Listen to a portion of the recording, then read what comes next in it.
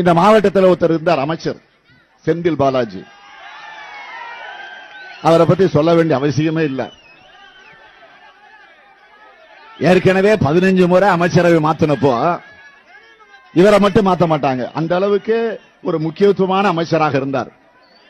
அந்த செந்தில் பாலாஜி அமைச்சரவை 15 முறை ஏற்கனவே மாத்தி அமைச்சாங்க. அப்ப எல்லாம் அவரை மாத்தல, சீனியர் அமைச்சர் எல்லாம் மாத்தினாங்க. ஆனா இந்த ஜூனியர் அமைச்சரை மாத்திரம் மாத்தல.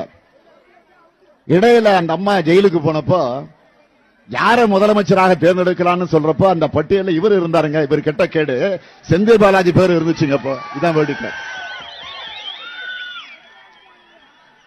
ஆக இன்னைக்கு பாத்தீங்கன்னா அவர் மட்டும் இல்ல, ஒட்டுமொத்தமாக பாலாஜியினுடைய தம்பி இந்த கரூர் மாவட்டத்தை தன்னுடைய கட்டுப்பாட்டில் வச்சிருக்கிறாரு. கட்டுப்பாடுனா கொள்ளையடிக்கிறதுல, ஊழல் செய்கிறதுல, லஞ்சம்